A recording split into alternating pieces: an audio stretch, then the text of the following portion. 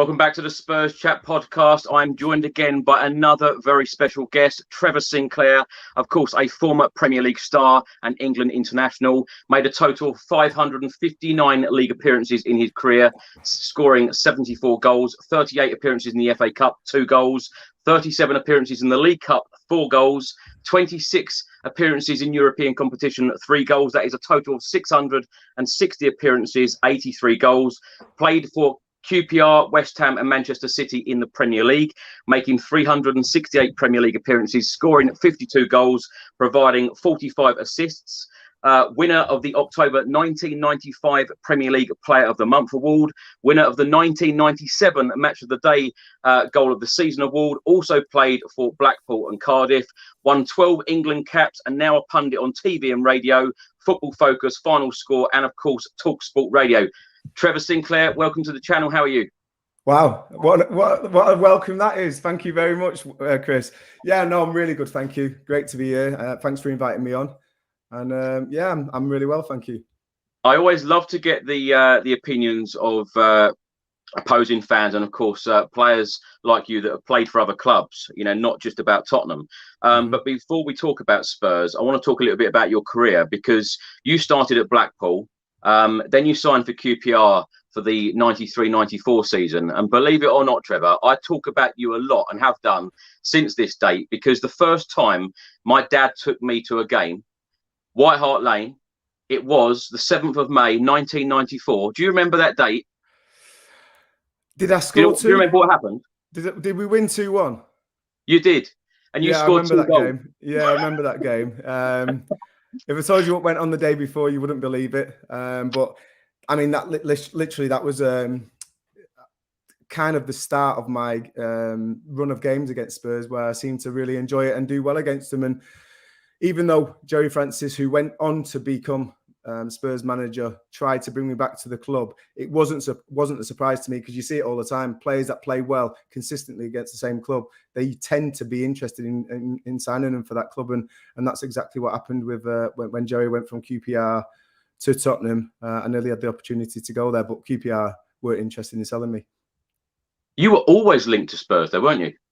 Yeah, throughout my career, yeah, there was a lot of. I'm not sure what it is. I mean, one of the games I played against Spurs was at Upton Park, and I played against Ginola, and it was probably one of the. I speak about it quite often. One of the most difficult games that I'd ever played, and I scored 2, and we won 2-1. But walked off the pitch feeling like a bit of an imposter because David Ginola had run me and Ian Pearce, who won the league with Blackburn Rovers a few years earlier. He'd run us ragged, and literally we both felt like inadequate next to him because he was strong, he was fast, he had great balance, he was a crowd pleaser, he's a good-looking bugger, and we got nowhere near him. And it was only because of Xhaka or maybe David James in goal and a bit of luck why we ended up winning that game. And I was in awe of David Ginola after that because I played against him previously to that against Newcastle. I always rated him as a player, but his performance that day was spectacular, and he just seemed like it was an unfair advantage. He had everything.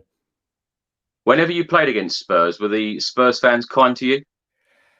I wouldn't say they were off with me or anything. I kind of phased it out by that time in my career, where you just get your head down and it's not about getting involved in the fans or getting involved with any kind of welcome, because you have to try and stay on an even keel. And that's what I always try to do as a player. Obviously, when you score a goal, you go mad for a few seconds. But no, I didn't get any untoward treatment from the Spurs fans, but there was a massive rivalry, which I realised soon after I arrived at Upton Park between West Ham and Tottenham Hotspur. True. What do you make of our old stadium, White Hart Lane? And have you been to our new one? Yeah, I enjoyed your old stadium because I scored there a couple of times. I was involved in the Manchester City game where we were 3-0 down in the Cup, and we got that back and won the game 4-3. So I've had some good memories at White Hart Lane. The new stadium is the best stadium in the world, in my opinion. I was literally blown away when I got there for the first time. I'm just trying to think again. I think it was Manchester City. And I think you beat us as well. And I was just blown away. The facilities, everything's top draw. It's a beautiful stadium, as well as being a really noisy one. And I think it's the best stadium in the world. It is absolutely magnificent. And it deserves a team, and I've said it many times, it deserves a team to go out there and showcase, real talent And towards the back end of last season, I think you've shown that. Well, we're getting there. We'll certainly come on to talk about that shortly.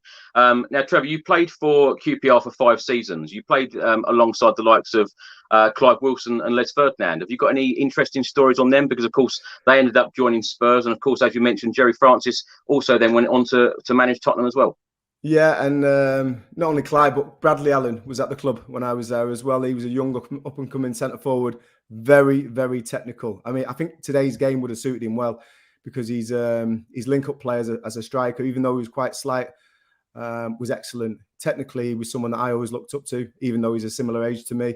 But if you're doing a demo in training and you want someone to pull it off properly and do it at the right intensity with the right quality, a little bit like how I look at Mason Mount, you'd use Bradley for them. But Les was unbelievable. Sir Les, even I as a teammate used to call him Sir Les.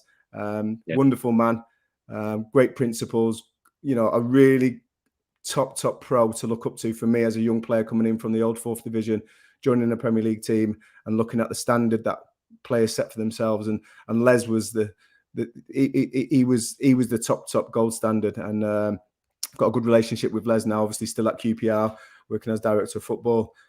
Speak to him probably, a couple of times a month. And he was someone that I always looked up to, phenomenal talent. And he showcased some of that talent when he arrived at Spurs. Trevor, how would you describe your time at West Ham? 6 seasons you spent there. To me now, I thought it was 5. Well, it might be 6. You know more about my career than me, Chris. By the way, I've just made a note there: 660 games, 83 goals. That's you seem stats. You seem very impressed with those stats. Don't TalkSport introduce you like that. Absolutely not, especially when I'm on with Simon Jordan. But no, it's I've got kids who play football. One's 20, one's 19, one's 17, and probably in this room, which is my study, is the only place you'll find any kind of memorabilia about my career, because I want it to be about them, and I want to take any kind of pressure that their fathers had on them regarding my career. It's their career, it's their life, their pathway, and I want to keep all my stuff, in history, which is what it is. I've got one picture in the house, and it's probably the only time I've ever been properly starstruck, and it's when we went over to South Africa in 2003, and I was fortunate enough to meet the great late Nelson Mandela. And usually when we go to meet people, whether it's individually or within a team, and they'll go, "Oh, do you want to meet him?" And I'll be like, "Yeah, it'd be nice to meet him, say hello." But as soon as the PA, when we was in South Africa, said, "Do you want to go down and meet Nelson Mandela and have a photo with him?" I literally climbed over the players in the England squad to get down there first, shook his hand. Yeah. I was very humbled in his presence, sat next to him for a photo, and just instinctively put my hand on his, because it was one of them where you're just in awe of him, what he's been through, and the battle he had in his life. And he was so light-hearted and fun. And again, it reflects the way he came out after being in prison for so long, 27 years. He came out and said, "Listen, let's wipe the slate clean, and let's start again as a full people of South Africa together. Let's hold no resentment against each other, and let's try and work forward as a people." And that's how we came away across to me. He was just very light-hearted, and yeah, it was probably the most impressed I've been of meeting anybody in my life. Trevor, when you played for West Ham and it was a game against Tottenham, what was the build-up to that game like? Because for me, it seems like the biggest game of West Ham's season now is against Spurs. And you probably think that as a Spurs fan, I'm going to say that anyway. But when the fixtures come out, for us Spurs fans, it's all about Arsenal and Chelsea.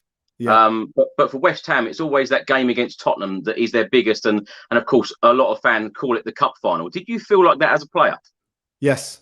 I mean, apart from Millwall, which is quite close to West Ham as well, even closer now they've moved stadiums, Tottenham was always looked upon as the main rival, as a big derby for West Ham fans, and for me, because we reflect what the fans want. And they love playing against Arsenal, love playing against Chelsea. Big rivalries there. I think the Chelsea one was kind of got a little bit of heat, because when Frank went to Chelsea, there was a few things said in the media, and that brought up a lot of resentment between the two football clubs. But in general, it was always Tottenham. Tottenham was our main game, and I think that is always going to be the case until Millwall. I'm not sure saying they've got a chance, but they're in the Championship, and if they did get promoted to the Premier League, and that would then become the main derby for West Ham. But as from my time at the football club, it was certainly Tottenham, and it was a game that we always look forward to, and the fans made sure they remind us the weeks before, and hopefully celebrated with us afterwards. How would you describe your Premier League career, and what changes, or what major changes do you think have been made in the last years since your retirement? I think my career was the trajectory for my career. I started in the old 4th division, and my first season I played as a 16-year-old straight out of school, and baptism of fire. Got off the ball, got done, and got a bit of abuse, and had to deal with the abuse from the crowd. And it was a good apprenticeship, and it set me with good foundations going into my future career, which ended up being in the Premier League primarily. And then I got to QPR after having a really good season and getting promoted from the old 4th division with Blackpool, getting double-figure goals, playing up front with Dave Bamber. Got that move, and then it was the first time I actually felt like I really had to work hard to establish myself amongst a group of players. You mentioned a couple of them there. There was also Ray Wilkins, David Bardsley, who was a top pro, Andrew Impey. There was a lot of Clive Wilson. There were a lot of good footballers in that team.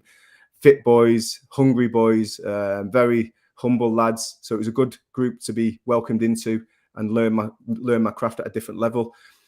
And then one of the games I remember it vividly. We played against Arsenal at QPR, and I remember playing against Nigel Winterburn and Lee Dixon and Tony Adams and the rest of that infamous back 4 or 5, and I found it very easy. And I was running Lee Dixon on one side, then I was running Winterburn on the other, and I come off the pitch and thought, I was like 20, 21. I thought, if that's the top standard, this is going to be fun. And I kind of got a lot of confidence from that game and scored some goals. And then it was all, again, I got in the England squad when I was like 22, 23 in 95, with Gaza and players of that ilk, Paul Merson, and, real top players, iconic players. And then I got an injury, and that's where that trajectory stopped. And I had to regroup. It took me a long time to get over that injury, posterior cruciate ligament, plus I had cartilage damage. It was bone on bone, a little bit similar to what Jamie Redknapp had when he was at Tottenham. And it was one of them where I had to take stock. I had to start really becoming a scholar of the game, understand positional play, understand team play. Because before that, I'd been a lot off the cuff. Give Trevor the ball in a good area, 1-against-1, he'll beat his man, he'll put a cross in, or he'll get a shot on target. Whereas now I didn't have that explosive pace. I didn't have that agility to go either way. And like talking back before my injury, at times I'd be running next to a player and it'd almost be like slow motion, being able to put it through their legs and nutmeg them and get wrong side of them. And when I came back, it was a different story. And that's where it's probably my biggest achievement. I would say one is obviously becoming a professional footballer, but 2 was working my way. And it took about 5 years to get myself back into the England squad. And I was 29 by this age, 28, 29. But that was probably my biggest achievement, getting myself back up to that standard. I didn't have the tools that I had when I was a kid, but I had a different set of tools where I was disciplined, I was fitter than most. I knew where to be. I anticipated second balls. My end product was good. I became a better finisher. And I would say that was probably the biggest achievement for me, getting back in the England squad. And then injuries again, I had 5 left knee surgeries throughout my career. It got the better of me. But even, when I retired at 35, last game was in the FA Cup final for Cardiff. Even after that, probably for about 5 years, I felt like I had the hunger and the fitness to be able to be a professional footballer. But unfortunately, my body let me down and my left knee wouldn't take it. So I played a lot of futsal over in Dubai. I moved to Dubai for 6-7 years. Played a lot of futsal over there with some guys over there. Started coaching, started doing media, and it ended up being a good apprenticeship for me to come back to England when I did in 2014. You said you've done a little bit of coaching there. Why didn't you continue that on, and why haven't you gone into management? Opportunities, lack of opportunities. Obviously, it's not it's not an easy pathway for anyone, but I think it's more difficult for black players. And then I had the situation which most people will have read about, where I probably let myself down, got done for drink driving. It was involved in an altercation with the police. And I think once that happens, for me, I decided, I didn't decide. I just kind of accepted that probably the ship might have sailed for me regarding coaching in the professional game at an elite level. Did a bit of non-league, which I enjoyed, got a good response from the players, got a good relationship with a lot of the players that I coached for 18 months back then, who've gone on to do good things. And then I thought, you know what, I do really enjoy coaching, so I'm going to set my own academy up. So I had a partner who lives locally. We set an academy up in Liven. We've had a couple of lads do really well, play for England at youth levels, and then go on. One of the lads is playing in League One now. So I feel like I've got a good relationship with players. I've got empathy. I speak well. I explain things well of what we at times ask for, but at other times demand for their progression and to help them as a young player learning the game. But yeah, it's something. I've not closed the door on it, but the opportunity, I'm not sure it's going to come my way because of what has happened in my past. But listen, it was 5 years ago. I've enjoyed working with TalkSport over the last 3 years. Feel very valued there.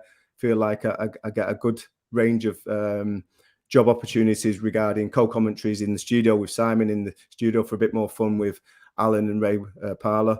So yeah, I've got a good balance in my life where I'm getting coaching in. I've got a good family life, and I'm also doing work within elite football, even though it's just broadcasting. Someone put a question up earlier saying, have you ever won an argument against Simon Jordan?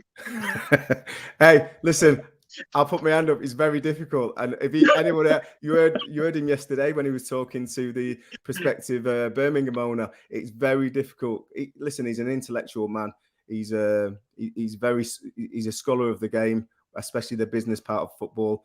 But I stick to my guns when it's regarding players and tactics and my opinion of players, because I feel, one of my first coaches when I was a kid was Bobby Robson and Dave Sexton and Ray Wilkins. I've had an unbelievable education from some great people in the game. I worked with Terry Venables when I got in the England squad when I was 22, 23.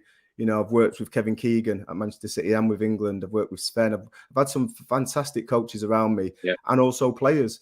So I feel like I'm in a good place to stick up for myself when it comes to stuff that goes on the pitch and what's going through possibly maybe a difference now, because I think it's changed. But especially when you talk about the mentality in the build up to games, I've got a good opinion of that, and of that some of that won't change. When you're going out on the pitch, it's great saying, yeah, let's do this, let's do that in possession, let's work hard. When you go out there, it's got to be mentality. It's war. Because if you've not got that mentality, you're never going to compete at the elite level of football. So you've got to be ready to sacrifice yourself for the team. You've got to be ready to win 50-50 battles. And these things will never change. And it doesn't matter what level of football you play at. If you can put your personality on the pitch and put doubt in your opposition, the person that you're playing against, in his head, put a little bit of doubt, thinking, bloody hell, this is going to be a tough game because he's at it, he's hungry, he's fit, he's sharp. That's how you start games, and that's how you earn the right to get on the ball and then start expressing what you've got when it comes to ability-wise. Trevor, earlier you mentioned about you playing for Cardiff, and I think I'm right in saying that the only goal you scored for Cardiff was against your first club, Blackpool, where you didn't celebrate. And also, you become Blackpool's youngest ever player at 16. So that must have been quite a difficult moment for you. It's difficult when you think about it. But all my thoughts were to get 3 points for Cardiff City. Then I worked with Dave Jones. I thought he was a great manager. Obviously, he had his issues as well outside the game, and I think that's probably what stopped his development and pathway in football management. But as a man-to-man manager, he was superb. He was laid back. I think if he would have gone to higher levels, he probably might have needed, different coaches around him as well as the people that he had with him. But no, I had a good time at Cardiff City, and it's a fantastic city, really good fan base. Had a good report, as I do pretty much with all the clubs I play for, because I'm one of them heart and sleeves.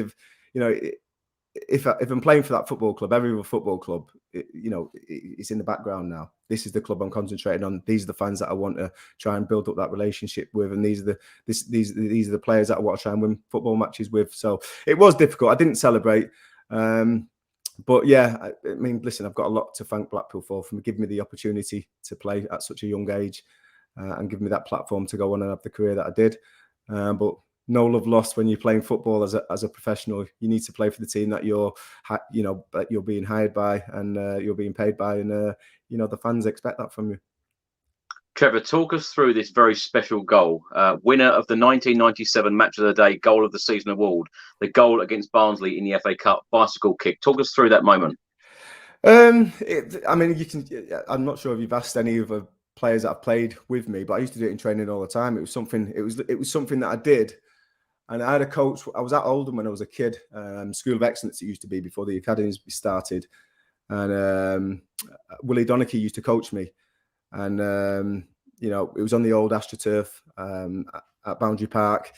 And we used to train there three times a week in the evenings. And I used to try it there. And you're young, you're very light. You can get away with landing on that surface. And then I'm moving forward, 25 years. I'm at a game watching my own kids play for Blackpool Academy, and lo and behold, Willie Donachie is the coach of the opposition team, and he came up to me and he said, "How are you doing?" And pleasantries and whatnot, and he went, "That goal you scored," he said, "it wasn't a question of if you'd score a goal like that, it'd be when, because you tried it in training." And it was something that just came to me naturally as a kid, playing in the schoolboy teams and the town teams when you're young. And I remember, just often trying it. And I think it's like anything, you practice things. And it was one of them where it was off the cuff. It's very athletic, but the timing, if it comes in from the right-hand side, I always feel comfortable. If it's in a box area above me, it's something that I could execute and get a clean contact with. And as I got older, I got better at it. I scored one for QPR, obviously, but I scored a couple for West Ham, and I attempted it many, many more times. But it was one of them where, the stars aligned, the contact was perfect, and the keeper, I don't know what the keeper was waving at, but it was already in the back of the net. Trevor, I want to talk about Tottenham. Now, there's a lot of very excited Tottenham Hotspur fans right now. There really is. We'll talk about the transfer window in a minute. But let's talk about last season. Tottenham Hotspur, of course, finished fourth. I remember at the end of October, I was at the Tottenham Hotspur Stadium. We just lost to Manchester United. The fans were singing to Nuno Espirito Santo, "You don't know what you're doing." Yeah. At that moment, I thought that is the end of him. A manager cannot come back from that, certainly in the Premier League. Antonio Conte come in early November. We got top four. What did you make of Tottenham last season? It was a season of two halves, wasn't it? It was pre Antonio coming in and post, and I think you've seen the reaction from the players. I think he kind of proves that he knows how to deal with players. He understands the chemistry that's needed inside, and the balance that's needed inside. I think he's a motivator. I think he's a boss. When he's in that football club, there's only one boss. I think you can kind of highlight that with all the top clubs as well. They've got a certain, I wouldn't say arrogance, but they've got a certain command about the way and awe about them. And Antonio's done it as a player. He's managed to make that transition to do it as a manager as well. And you just have to look at May. You look at the results in May. You drew Liverpool and beat everybody else. It was a fantastic finish to the season. I think highlighted by the 3-0. Was it away win at Arsenal? It was at home. Home win against 3-0, but it could have been more. I just thought it was very impressive, the chemistry and the balance that the side had towards the end of the season. And I think you thoroughly deserve getting that top four space. Obviously, Arsenal were in a very strong position, and I probably predicted them to get that top four place. But the way they capitulated in certain games, it was typical of Arsenal, because I'd seen that too many times. I'd been to the game that they played against Nottingham Forest in the FA Cup, which was the first time that I started watching a perspective buy that you might make in Jed Spence.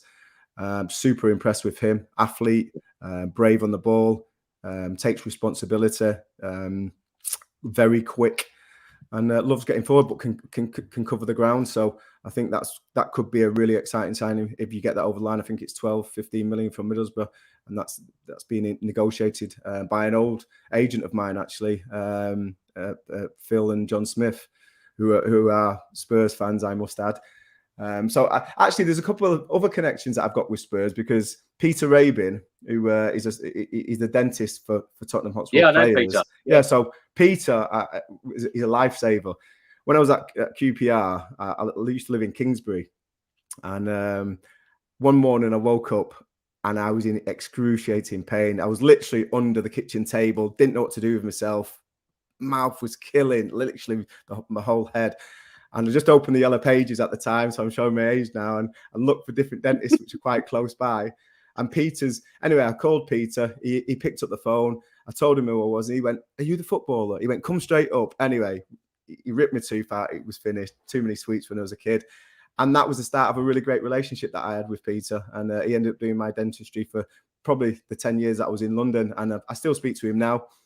And I've used a few of his lines about Spurs and how he describes Spurs before Antonio came in. And hopefully he'll see this podcast and be very pleased that I've mentioned his name. He does watch this channel, actually. Oh, and good. I see him quite a lot. And yeah, he loves a selfie. Every time I see him, he's got a selfie of Antonio Conte and all of the squad, and he loves it. You know, well, his right mum was. I think his mum was 100 not so long ago, and I remember signing a shirt for, or seeing a shirt and maybe signing. I'm not sure, but yeah. No, listen, Peter's a great guy, and you know, I'll always be grateful for him looking after me when I was in my hour of pain and getting me through it. Trevor, I want to go back to that game against Arsenal in May. So at that time, Arsenal needed a win. They would have secured top four. At that time, then, did you think that Arsenal were going to get top four and Spurs were going to miss out? Because that evening, the difference in quality was absolutely immense. We didn't only beat them; we absolutely thrashed them. Yeah, I had my reservations about Arsenal. You know, probably starting from the way that they got, I wouldn't say destroyed, but the way they got beat off Nottingham Forest. I've seen weaknesses within the side. I've seen weaknesses within the mentality. And especially down that right-hand side, you know, they made a substitution early, which, again, I look at the manager and think, you know, you're making a substitution after 20 minutes or something for the left-back who had a difficult season. But you see that in training, in the build-up. So what do you think? You're going to put him in and get away with it? You already know what you're going to get from this player because you've been watching him in training every day for the last 6 months. So for me, it was a surprise that he made that decision to play him to start with, and then that decision to change him, because it's, for a player, that's, you know, it's mortifying to get substituted after 20 minutes. Never happened to me without injury. But I can only imagine, you know, that must be very difficult to pick yourself up from that scenario. So as a manager, you know, are you safeguarding the future of the player, or are you putting him in a vulnerable position by playing him in the first place? So I'd seen weaknesses, not just with the team, but also with the manager, because he is a new manager. And, you know, as long we all know he's had a bit of time under Pep. I've been coaching 15 years now, you know, and you're always learning. And I know it's not an elite level, but certain fundamentals are the same, and you have to be true to yourself as a manager, and you have to learn from these mistakes. And I thought that was a huge mistake, and I didn't expect it to be his last one. But looking at this game in individually, and prior to that, I thought it was going to be closer. I thought it was going to be competitive, because a lot of derbies are. But it just looked like boys against men. It looked like Antonio had, you know, got the boys in the right frame of mind. I mentioned it earlier in the podcast, where the mentality is, you're going to war. This is, you know, it's not a beautiful game at this stage. It's you trying to stamp your authority on your opposition number. And there was only one team in that, and Spurs destroyed Arsenal. And you know, tactically, I think you look at what Antonio had set the team out like. And key players played well for you, and it's as simple as that, you know. And I think the inexperience in a lot of the Arsenal players was crystal clear on that day. Well, talking about key players, going back to the January transfer window, Spurs left it right to the very last minute. On the final day, we signed Dejan Kulusevski and Rodrigo Bentancur. A number of players left on loan, the likes of Chongyong, Dunbar, Giovanni Lo Celso, who we'll come on to later on. But what did you think, Trevor, at that time, on the final day of the January transfer window? Spurs brought in these two players who quite a lot of people, I had journalists come on this channel and they even said they're no better than Harry Winks and they are Juventus rejects. What have you made of these two? Well, I think it shows when you bring a manager from a different region, the knowledge that they've got of players, and the lack of knowledge that certain journalists who speak about the game honestly and try and give their honest opinion. It just shows that they don't understand the game in the same way that Antonio Conte understands the game. I mean, if you look at Kulusevski, what he brought to the team, the goals, the assists, the balance, the chemistry to that side, I think it's undeniable. And the same with Bentancur. He's come in there, he's calm in possession, he's technical, but he can get about physically, looks like he's ready. But I look at that and I think that's not just happened. The conversations may have happened 2 months before, even longer. Yeah. These players are working, they're doing the strengthening conditioning, they're getting themselves in the best condition to give themselves the best chance to hit the ground running at Spurs, and that's exactly what they both did. And Kulusevski especially, I thought some of his performances were absolutely outstanding, and it makes it interesting because you've got strength in depth now. You've brought in Richarlison, who I feel you have to give him credit. He scored 10 Premier League goals last season for a really struggling Everton side. He's physical, he's quick, he's an international. He scored 4 and 4 for Brazil last season. And, I think it was a really big marquee signing. Not probably one of your biggest, because you've been busy. Obviously, Pau Torres came in as well. Defensively, I thought you always needed that. I think Dier's done a great job. And, I think Tantanga was a little bit erratic at times. And as a manager, you want to know what you're going to get from a player. And he was brilliant against City, got away with it. But then I think the following week he got sent off. And you can't afford that as a manager. You need consistency. And I think with Tantanga, you always thought that he could be a liability, a little bit like your other right back who you let go. So managers, you can see what Antonio's going for. He's going for players that he knows what he's going to get from them. And like I said, towards the back end of the season, especially in May, I think you got a glimpse into what could come for Spurs, especially if the signings settling well and, drawing with Spurs, beating Arsenal 3-0. I'm not surprised that the Tottenham fans are very excited. Trevor, only recently you said Richarlison always looks miserable. How does Antonio Conte put a smile on his face? I don't think he will. I think that's his demeanour. I've played with players where, they're brilliant on a Friday, massive smiles on the face, and then on a Saturday they go missing. I think you have to look at his history, where he's come from. He's had a different upbringing to us. He might be a lot happier because he's playing with better players. I always thought he looked like a number 9 playing out wide, which I was for the whole of my career, by the way. Well, where does he fit in? Because you talk about, and I'm joking there when you said about miserable and how Conte can put a smile on his face. But when you've got the likes of Harry Kane and Heung-min Son, and now Dier and Kulusevski, how great he was last season. We hadn't signed a striker on a permanent deal since 2017 up to Richarlison, if you want to call him a striker. We know he's very versatile. He can play on the left, play on the right, play through the middle. But where does he fit in? Is it the case of Antonio Conte is just rotating constantly? 100%. I think form comes into it. So if Richarlison's playing really well, then he'll get the A side of the record games. If Kulusevski's playing really well, he'll get the A side of the record, as so to speak. You get an A side and a B side, so we get the bigger games. I think Heung-min Son obviously shown his consistency last season, absolutely superb. Yeah. Harry Kane started the season difficult situation for him after the back of the summer and what had gone on there, and I think that was a bit damaging to him. I think mentally he struggled a little bit through that, but once he got going, you've seen the true Harry Kane. But again, just strength in depth, and you have to a little bit play it by ear. He might have his ideas, who he thinks will be his best front three, Antonio. But then you have to look at different relationships within that team. So if Jed Spence does come in, then you look at yin and yang. He's great going forward. He's quick. So maybe I need a technical player on that side. So you may think Kulusevski is the right man to play in there. But all 4 players, when you talk about football IQ, when you talk about end product, when you talk about being able to affect the game in the final third, I think they possess that in a great deal. And is Moura staying? I'm not sure. Good question. But you've got depth, and that's something that I don't think Spurs have had. You've literally had to play Harry Kane every game until he gets injured. Now you've got options. You know that you can play with Richarlison through the middle. You know you can play Son through the middle. So the onus is not only on Harry Kane, and hopefully they'll manage his game times so he doesn't actually get in that red zone and start picking up ankle injuries again.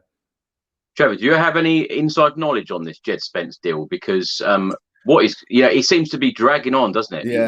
Yeah, I do have inside information, but I'm not allowed to reveal that. I got told some bits and bobs last Wednesday when I was with Simon and Jim, but it's not my liberty. But I do know that John is looking after him, John Smith, and it's a deal that Tottenham are trying to get done. And it's just coming to the right figures, and then obviously getting his personal wage sorted out.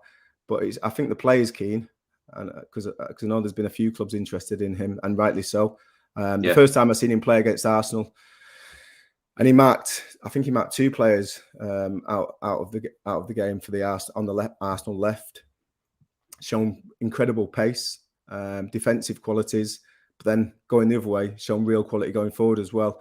And literally, sometimes you see a player and you think he's destined for the Premier League. And I said it, on commentary that night when Nottingham Forest beat Arsenal. I said this boy is destined for the Premier League, whether it's going to be with Nottingham Forest. And I actually said it about the other boy as well, who plays in front of him, who I thought had an incredible season as well. And for such a young player, down that right hand side, Nottingham Forest were really strong. But I think it's going to happen. I do think it's going to happen, Chris. If Jed Spence does come to Spurs, does he is he an improvement on the likes of Matt Doherty and Emerson Royale for you? I think so. Personally, Matt Doherty improved under Antonio Conte and started. I think he scored a goal. Both wing backs scored in the same game, so they started improving. Again, it's that direction from the manager, demanding certain things. We hear people talking about the wingers at Manchester City. If the ball's coming in from the other side, you have got to get across that far post. If you don't, you're missing. You're taking goals away from, or goal scoring opportunities away from yourself. So there's certain fundamentals in football which don't change. And I think when you look at Jed Spence, he's like a steeplechase runner. I think athletically, I think he's better than both of them too. I think speed wise, he's probably better. And then technical wise, I'm looking at both of them and I'm thinking I'd probably prefer Jed Spence because he's got a little bit more creativity, a little bit more aspiration to get forward, a bit more direct at times. So yeah, I can see him superseding both of them players and becoming a first team player on that right wing back role. Yeah, well, the wing backs are extremely important to Antonio Conte and his system. Obviously, Ivan Perisic has come in on a free transfer. What do you make of this signing? Do you think he will be playing as left wing back? And what do you think of the futures of Ryan Sessegnon and Sergio Reguilón? Well, it depends on them. If they want to roll the sleeves up, have a fantastic pre-season, make sure they turn up for pre-season fit and get themselves and their names back into Antonio Conte's mind, then Antonio Conte will probably already know that by now. They've been back a week or two. So it depends on them. But I've always been of the thought pattern, if you've got competition for places, you can do two things. You can roll over or you can roll your sleeves up and prove that you're better than the player that's coming in. And it's completely down to them. But yeah, Perisic, obviously the IQ of a player, the experience that he's got, the experiences that he's had, international level and both domestic level. He comes in with certain standards that you'll be able to rely on. And Antonio's worked with him before. So yeah, that's a no-brainer. I think it was a great bit of business, free transfer. And yeah, I think he'll be an asset, whether he's playing on the wide areas, whether he comes in as a number 10 or whether he slightly adapts the shape for certain games. But again, it just gives him more options. Having these quality players in that come with a certain wealth of standards and ability level, it just gives you different options to change the shape, to tweak it. And that's a lot of, obviously they'll be doing fitness work and strengthening work to get them through the season, but a lot of the work pre-season is working on different shapes so you can adapt during games if you need to. And that's what Antonio Conte is obviously foreseeing and making sure that he's got, his I's dotted and his T's crossed prior to the start of the season. Trevor, another deal that got done yesterday, and when we record this on the 9th of July, 5 signings in already for Spurs. 54 days left of the window. It's incredible. But another signing that got over the line yesterday was Clement Langley from Barcelona on a season-long loan. What do you make of this one? Because he's a left-sided centre-half. Ben Davies had a fantastic season last year. Yeah. Well, again, is it about rotation? Well, it's about quality, competition for places. You know, Ben Davies, who's to say that Ben Davies is going to repeat what happened last season? I think if you have a really good season in the Premier League, the next question on the manager's mind is, can you do it again? And I think this is putting a bit of pressure on Ben Davies. I agree. I thought he was excellent, both for Tottenham and for Wales. But he's got a situation now where there's competition for places. I think it suits Barcelona because of their finances. They need to free up wages, and I'm sure Tottenham are going to cover the wages of that player, so it'll help them make moves financially and with players' wages. And I think it was who's just gone through? Christensen's just gone through there, so that might be their preferred choice. And that was probably the reaction from that, Langley going on to Spurs. Maybe they look at him as a long-term future at Barcelona, but for the time being, it suited them to get him off the wage bill. So I think everyone's happy with that deal. And I think regarding Spurs and for Antonio Conte, I just think it makes it very easy for him to have competition for places. And just in case you pick up injuries, you've got someone to slot in there who's naturally left-sided, which, you know, you look at the way the game is now and the game's played, perfect pitches, perfect ball, you know, surround stadiums. There's not a lot of interruption a lot of the time regarding wind. So it's all about pattern and repeat. And if you've got a left-sided left centre half out of a three, especially, as you receive the ball, you're receiving it across your body on your left side. You're comfortable. It opens the pitch up. It opens the options up. If you're playing a right-footed, as he controls it, he's closing up maybe a third of the pitch anyway. So it makes sense to want competition for places. But left-sided centre halves are quite difficult to get. So I think that's a really big signing for the Spurs. Trevor, another one that I'm very excited about, and this one is Yves Bissouma, of course, signing from Brighton for around £25 million. Absolute bargain. Yeah, 25 million. On his day, he's left really good midfielders in his wake over his time at Brighton. I think the fans will probably be disappointed at the fee and the fact that he's leaving. But I think this is something that, you know, when you look at the midfield,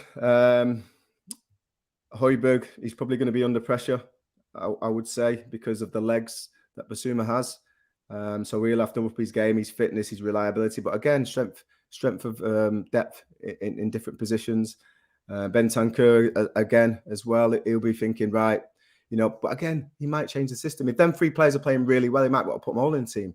So he might go back to a back four, or he might slightly adapt the system. So that'll be interesting. Or he might even go to his favoured 3-4-3 rather than a 5 or a 4-3-3. So it just gives him more options, and that can change from game to game depending on what the strengths and what the weaknesses are of the opposition each week coming up in the Premier League, which they will thoroughly do their due diligence and know with all the data and all the analysis that you've got at football clubs now. They'll look at games and think, we need to play this shape against this team, and vice versa. And listen, that's what top managers do. They're planning ahead, looking after players, making sure players are getting the right amount of time, training, rest. It's a very complicated job, but that's why Antonio's done so well consistently over his managerial career, because he does it so well. Trevor, how was pre-season for you? Did you like it? Did you like the hard work and the fitness? And how did you feel when another player came in, you know, where you're thinking, well, they could actually take my position? I enjoy, I mean, even to this day, I still run most days. I've always, I made the cardinal sin of not being fit one pre-season at Blackpool and promised myself I'd never do it again. And I never did. I always went back in good condition. I had a gym at home. Everywhere I went around the world on holidays in the summer, I'd always make sure that I earmarked a gym close by or some good routes that I could go on runs. And you never really switch off as a player. You might have a week off where you don't do anything, especially if you've got a few aches and pains. But once that's out, it's back on the treadmill, back in the gym, back strengthening conditioning. I had the privilege of playing with Paolo Di Canio, and he kind of changed my perspective. Sadly, it was a bit not too late, but it was. I would like it to have been around a player like him a lot earlier, because when you talk about professionalism, and giving yourself the best chance to be the best version of yourself. The penny dropped with Paolo with me, and we became very good friends. We still speak now often, and he always posts me pictures of stuff that he's doing and workouts that he's doing. But yeah, no, I've always been fit. I always enjoyed pre-season. If someone come in my position, I'd be thinking, yeah, competition, but unlucky because I had that mentality where I was always going to supersede someone in my position, and I'd make sure that whether it be in training, whether it be in running drills, whether it be in one-on-ones, whatever it was, I would always make sure that winners find a way, and I tried to do that throughout my career. Trevor, as much as this window is exciting for us, I think some of us Spurs fans at the moment are getting very carried away and excited, and some are even talking about challenging for the Premier League.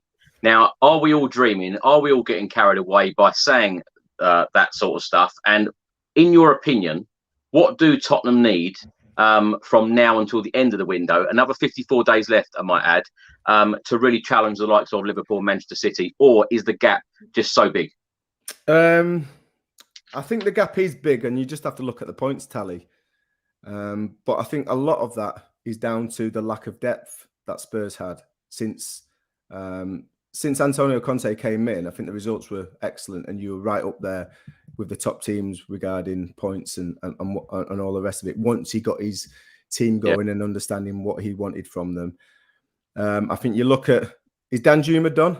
Because I know West Ham were looking to get involved in that transfer, but is Danjuma over the line? I'm not sure. Right, because that's another one. I do feel he probably wants one more up top, and you've just let the boy go to Ajax, which I think is great for him, because even though it weren't perfect for him at Tottenham, I think he was a trier and he had good bits of quality, but it just didn't happen. And I think when you're against a player, well, two players in particular, like Son and Kane, I think your chances are going to be few and far between. So when you get them chances, you've got to take them, and I don't think he always did. So that's a good move for him. It frees up a bit of wages, and it also frees up, what was it, 30 million that he went for, 25 million to Ajax? Very good money. Yeah. Yeah, so I think you'll bring another striker in. Who that will be, I'm not sure. Maybe it will be Danjuma, but I know that West Ham are interested in that player. I think Fraser Forster is a good signing. I was sad to see him leave Celtic, but again, it puts pressure on Hugo Lloris. I'm pleased that, selfish reasons, that Cameron Carter-Vick has gone to Celtic, because I don't think he was ever going to get the opportunity. No. And he had a brilliant season at Celtic last season. So I think that's good business all around. But I was surprised to see the young midfielder go, because I thought he had some good moments last season, played particularly well against West Ham in the Cup. Your centre midfielder, Oliver Skipp. He's gone to Crystal Palace, hasn't he? No, he's still here. Oh, right. I thought he'd gone to Crystal Palace, so misinformation there for me. They've just given him the new squad number 4 today. Oh, right. Oh, perfect. Because I thought he did well. Because I thought, off the back of last season, the certain games that I've seen him play, I thought, again, he's won from the academy. He's come through the academy, and he's done really well. I think he's improving all the time. And it's almost like when you get a youth team player who comes into the 23s and then goes into the first team squad, you can't expect him to go from that kind of level right up there, because diet, strength and conditioning, positioning, so many different aspects to the game that he's got to take on board. So that's pleasing to know that they've stuck with him, because far too often you see teams let players go that they've developed and given that pathway to, and then not be patient enough to keep him on board and let him get to that next level. So I'm pleased that Spurs have done that, because I was impressed with his performance against West Ham and other games that I watched him in. Trevor, what do you expect to happen to the likes of Harry Winks and Joe Rodon? Because, take Joe Rodon, for instance. He plays more for his country, Wales, than he does for Tottenham. Jose Mourinho apparently said to Hugo Lloris, look after him. He's going to be the best defender at Tottenham. But none of the managers really seem to fancy him playing for Tottenham. I think defensively, and especially when you've got a manager like Antonio Conte, they need reliability. And I think naturally, as a young player, you're going to make mistakes, because this is about learning. And I just don't think the trust is there yet, that he's at that level where you can trust him enough to play him consistently. So maybe a long move for him. I think with Harry Winks, it's completely different. He's played a lot of games for Spurs. He's played a lot of games internationally. Yeah. I just don't think he's probably got the quality now to get in a Spurs team that are going for the top 4. And that's not being cruel, that's just being factual. And you look at the players that they've got in them positions, you look at the players that they've brought in, and I think probably for Harry Winks, he's going to have to move if he wants to continue his development as a player, because the only way you can do that is by playing matches and by showcasing what you've got. And if you're not getting on the pitch, you can't do that. So I would say with Harry Winks, it's probably not going to be a loan. But with the defender, I think if they do believe in him, but they believe he needs more experience to be able to trust him more, maybe that might be a loan situation. What about Chongyong Ndombele and Giovanni Lo Celso? When you think that Spurs have paid £100 million for both of these, Chongyong Ndombele in particular, we all know as fans, pundits, whatever, we all know the quality that this guy has, but he just doesn't seem to deliver it week in, week out. And he went on loan to Lyon. They don't want to buy him. There don't seem to be any interest in him at the moment. Do you think Antonio Conte will give Chongyong Ndombele another chance? If I'm being honest, no. Because I think as a player, you know, especially a midfield player within the shape that you play, I think you've got certain fundamentals that you've got to do well. And one of them, any midfield in world football, you've got to be a grafter out of possession. I think he lets himself down on that side of things consistently. You know, you will see him showcase that now and again, but you can't have it now and again as a Premier League elite player. You've got to do it week in, week out. I think it's undeniable the talent that he's got on the ball. And his creativity and what he can create on the pitch, but it's too inconsistent. And again, you talk about top managers want consistently top players, and I just don't think Ndombele is proved that in his time at Tottenham, and probably that's the reason why he's not ended up staying at Lyon, because and they don't want to sign him on a full contract because they've not seen that consistency either. So. For Lo Celso, again, you know, I just think he lacks that intensity and that athleticism to be able to affect games enough. I think he's a neat player,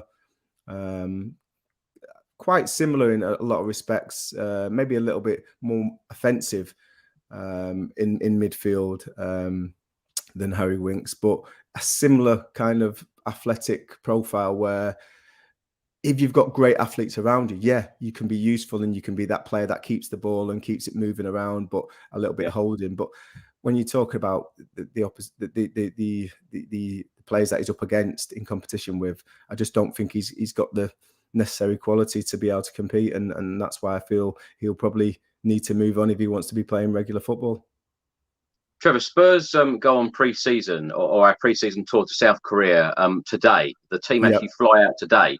The squad for pre-season hasn't been announced as yet to us fans, but would you expect the likes of Chongyong Ndombele and Giovanni Lo Celso to get on that plane? Is it a good thing for the players and the manager that they get on that plane? Or if Spurs are actively trying to sell these pair, these two in particular, or they want to leave, have you known a similar situation in your playing career where a player has wanted to leave, but then the manager is still taking them on tour and still taking them on pre-season and try to, put them in the shop window, so to speak? The best way to get rid of players, isn't it? By coaching them properly, giving them opportunities in pre-season, putting them in the shop window, and hoping that they've got that hunger to want to try and prove to Antonio that they're good enough, but also at the same time showcasing what they've got to potential interested clubs. And I'd expect them to be in, unless they've fallen out, I'd expect them to be on that tour. And if they can, do as they're told, as in regarding training and discipline and all the rest of it that goes with these tours abroad pre-season, then I have no reason to think that they wouldn't go, because they're still good players. And unless they've fallen out, I can't see them not going. Now, we've got three young stars at the moment, Dane Scarlett, Alfie Devine, and of course, Troy Parrott spent some time on loan MK Dons last season. What's the right thing for these three players for them to go out on loan, for them to be on the bench, for Antonio Conte to then give them, a little bit of game time here and there? What is best for their development? Chris, they're all individuals, different strokes for different blokes. We spoke about, how Foden was treated, how literally all the media, get him out on loan. He needs to play more football. He needs to develop this, that, and the other. He stayed, trained with top players week in, week out. He's ended up the player he is. And then you look at Billy Gilmore. He had a decent cameo role a few times, played against Liverpool, was excellent, played a few games, and then went out on loan at Norwich, and it went really wrong for me. Didn't have a successful time there. So you have to look at the individuals and look at the personalities and listen to them, see what they want, and try and guide them in the right way. But I don't think you can just say players at 18, 19, 20 that are elite players for the future. If they're not getting opportunities to play now, they should go out on loan, or they should say, I think each individual. I mean, Harry went on loan.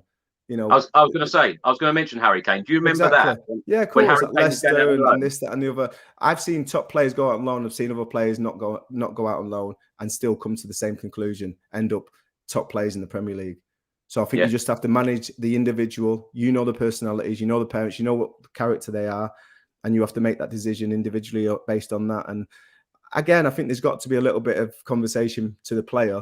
But I think as coaches and as guardians of these young players and of their guardians of their pathway, even though they at times may want to go out on loan because they want to be in front of crowds and doing this and that, it might be better for you to say, you know what, you're staying with us. I want you training. I want you using training the right way, playing against the players that we've got at our club, and start dominating them in training. And when you do that, I'll start giving you opportunities in the first team rather than going out on loan, playing a different style of football, playing for a different manager who's got a different philosophy how the game should be played, because sometimes that can be confusing for young players. Trevor, who's the best ever striker in Premier League history? Is it Harry Kane? He's up there. I think when you talk about all in all, or like out and out footballer, I would say Wayne Rooney, because I think the way that he could play different positions, he could play off the left, play off the right, down the middle. He could play as a 10. He can probably even drop into midfield. For me, he's the I seen him when he first came into the England squad, and he was just like, he was a freak. You know, what was he, 5'8", 5'9", heavy boned, used to shrug grown 28-year-old men off the ball, had the desire, had the finishing. So I think when you talk about out and out player, I would say it's probably, he's my favourite player. But I think when you talk about out-and-out striker, I think you've got to look at the numbers, and it's certainly between Harry Kane and for me, Harry Kane and Alan Shearer, because I think just the sheer amount of goals that they scored in the Premier League and the trajectory that Harry Kane's on, who could potentially beat that. And Harry's shown a little array of, being able to drop in at that number 10 position and his range of passing. Again, he's improving, he's adapting his game, as he... Not that he's slowed down yet, and pace has never been his main asset anyway. But as he's starting to have quicker players around him and them triggers, if he drops in, again, it's good coaching. As soon as he drops in, you be ready, because if he gets the ball under control and gets half turned, he's looking to float the ball over the centre halves or over the full-backs. I need you on your back. So Kulusevski's done it really well. Son naturally does it very well. We've seen that consistently over many, many seasons at Tottenham. And these are the questions that are going to be asked of Richarlison and any other player that comes into the team. If Harry does drop in, I need you making an out to him run, right in that middle of the gap between the two centre halves or the three centre halves, and making sure that you get there first and giving Harry options. So, Harry's certainly adapting his game and improving his game in different ways, but the numbers stay similar. He's still scoring consistently. I think he was joint Golden Boot winner again. Was it Son, or was it Son? Him and it was Son. It was Son and Salah. So he's definitely up there, and he's definitely in the conversation. But personally, I think it's something that you can't put a number on it and a reason for it, but it's just a feeling. I just loved the way that Wayne Rooney had everything to his game. Trevor, let's talk a little bit about Heung-min Son, because he wasn't named in the PFA Team of the Year. It upset a lot of Spurs fans. Upset me. I've said it for many years. And, quite controversially, I think at times he's the most important player at Tottenham. Harry's going to score the goals. That's his job. But actually to help the team tick, and his fitness levels, his work rate, his consistency, he's chipping in with goals. A little bit like Mane at Liverpool. I've always thought that Mane was probably the most important player at Liverpool, and he's gone now. So it'll be interesting to see how they adapt and move forward without him. But for Spurs, I can't understand why he wasn't in that Team of the Year. And I know it's done, it's democracy and the players vote and all the rest of it. But it's just maybe it's because he's so down to earth and humble, and low key that it's an easy name to miss off the list. And I was going to ask you that actually, as an ex-professional, what is the process there? Is it a case that every player gets a vote in the whole of the 92 league clubs, and then they submit their vote for the player that they want to vote for? Is that how it works? It's been a minute, but yeah, I kind of vaguely remember, because it's been like 15 years now, Chris. So I think it was one of them where you get a list, team of the year, so you pick out your positions and the players that you think's been the best player in that position, and you hand that in. But I'm not sure whether it's just captains or captains and managers, or there's other people involved. But from what I can recollect, it's like, yeah, you get back in the day, 4-4-2, who's your top players in each position, and you'll have like, debates with yourself about certain positions, but other positions, you'll think, yeah, easily him, and you make it. But I think the decisions from the players are made too early as well. It's like I think you make this vote in January, February, and there's still months to go in the season, so it's quite unrealistic. I think that's possibly something they should look at to try and change. But whether all the players will hand it back in on time and all the rest, football's like. Regarding things like that, so yeah, no, it's a tough one to take, that, because I thought he was excellent last season. I think he's been consistently excellent for Spurs, and probably one of your most important players. Yeah, I agree. Trevor, let's talk about England. As you said earlier, you were called up to Venables' squad in 1995, but you weren't captain until 2001. You won 12 caps for your country, something you must be extremely proud of, and 4 at the World Cup in 2002. Is that one of your shirts in the background there? That's my debut shirt against Sweden. I won a penalty and then give a free kick away on the edge of our box, which they scored for. So I was highly involved in the game. Typical me, all action Jackson. But you just said there 95, and I didn't make my debut to 2001. 6 years of caps. Yeah. So on one side, I look at it and think that could be 10 caps a year. If you're at that level at 23 years old, that's a lot of caps. Yeah. So I feel, but then on the flip side of that, I may never have got back to that standard. So, like I said it to you at the top of the show, it's probably one of my biggest achievements, being able to have a serious injury which has ended people's career, work my way back to get in the first team at QPR for a brief time, but we'd been relegated by then. So then at West Ham, forced my way into that team, and then get myself back up to a standard where you can't start getting recognition for England. That's probably my biggest achievement. But when I look at it from, maybe a half glass empty point of view, I could quite easily have been, 60, 70, 80 caps, which sometimes I look back and I think, what if? But at the end of the day, it's out of your control. When you get an injury like that, it's how you react. And I feel I reacted in the right way. And I'm probably lucky to get 12 caps in the end anyway.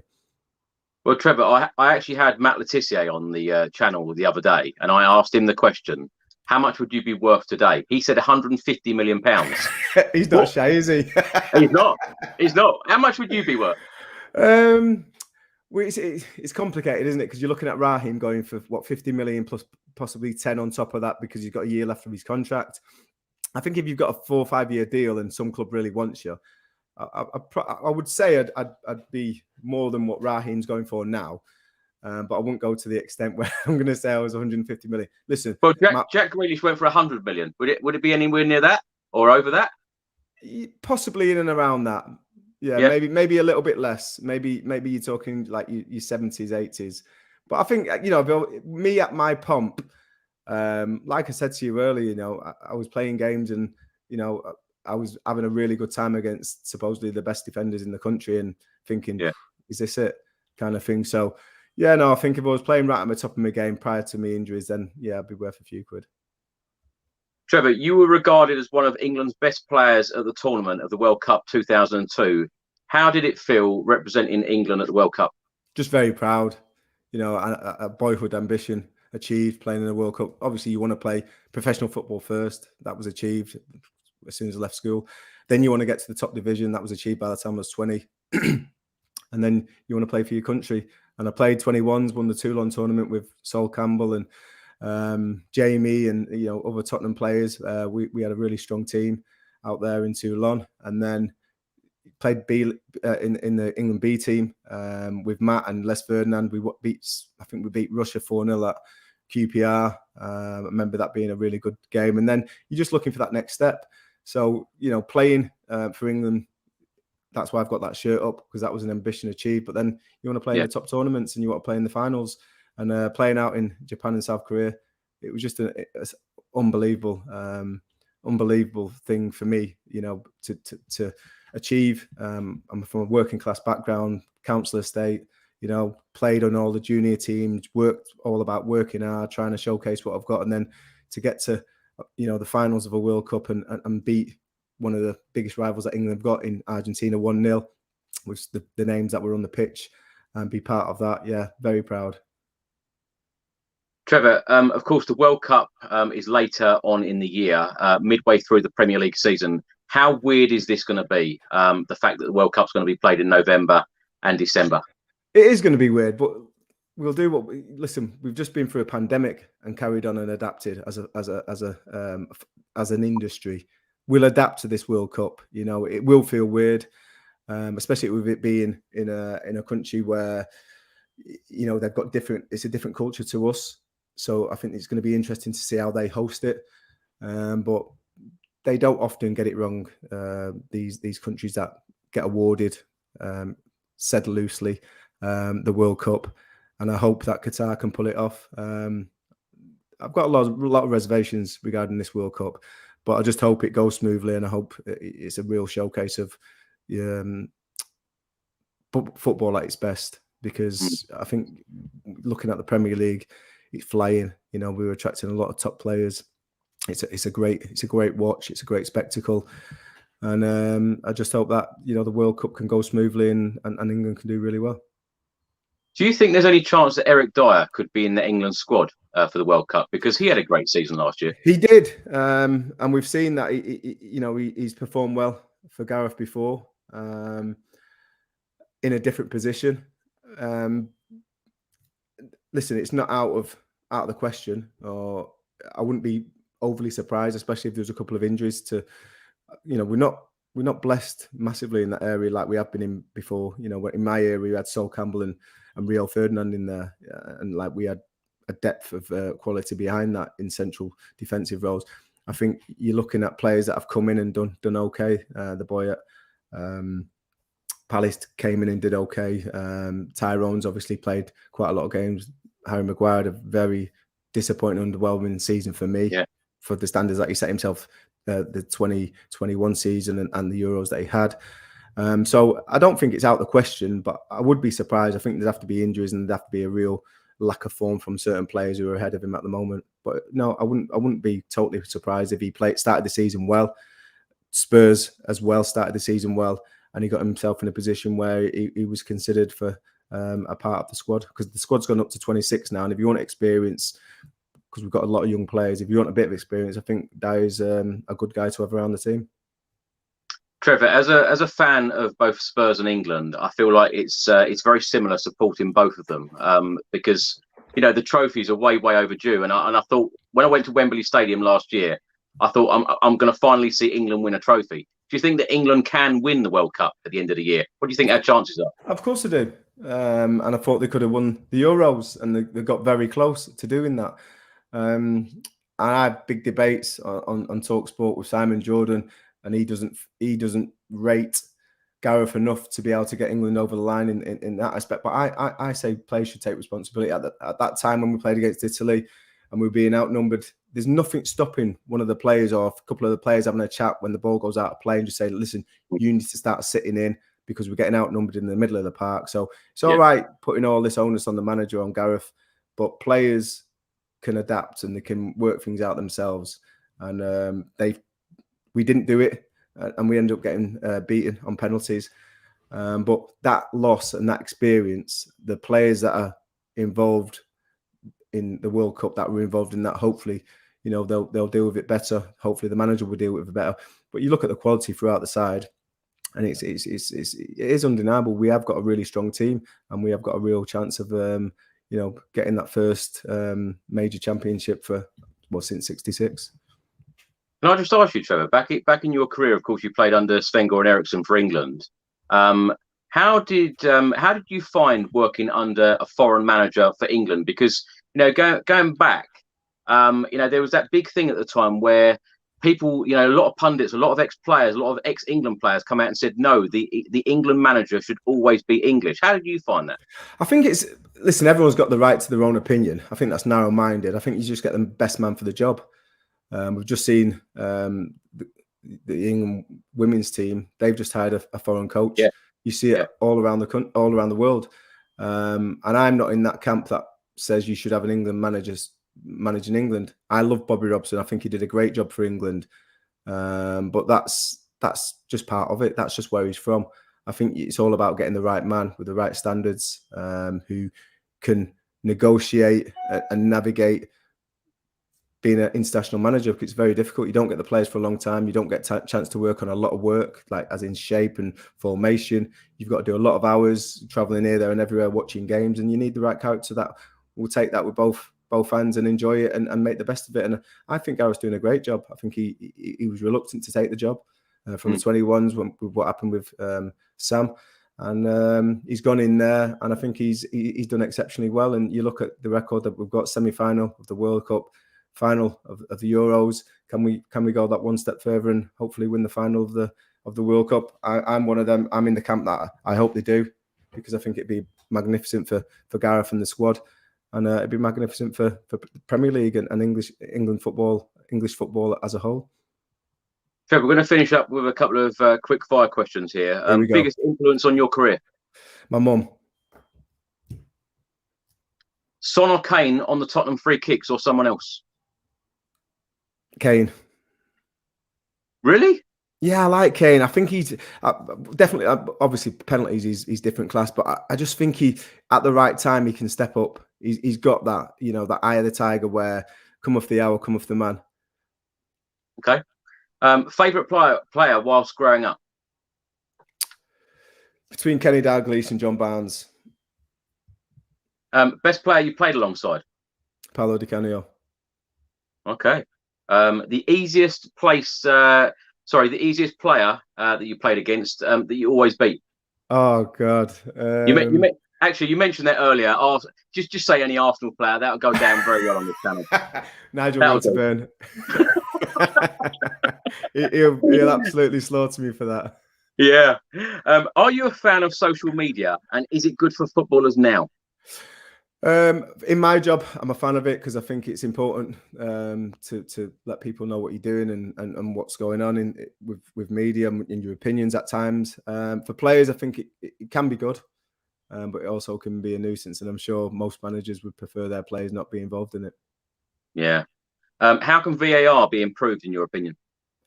I think with the way the ball deflates and when you're kicking it, I think that should be improved, because there's milliseconds between when the ball's first touched, when it deflates, and then when it goes back to its original size and leaves the foot. I think that should be something that they should look at. And then I think it should be as simple as this: your foot, because it's much easier to pick out a foot than a shoulder or this or that. I think if you're talking about feet, you're talking about the end of the boot, and then it would slightly give an advantage at times to the offensive player as well. And we want to see goals in the game. So I think it should be the feet, forget everything else, and just simplify it a little bit. Do you think they will ever get an ex-professional footballer in the room to be part of that decision-making as well? Potentially, yeah. I think that it's been looked at, and I'm not sure whether it's already happening, but I think that's something that maybe they should look at, the PGA MOL, to try and improve the relationship between and not just the players and the referees, but also the fans feel like they've got someone in there who's played the game, so it will give it a little bit more gravitas. Trevor, your highest and lowest points of your career? Highest, but probably my first cap, playing for England against Sweden.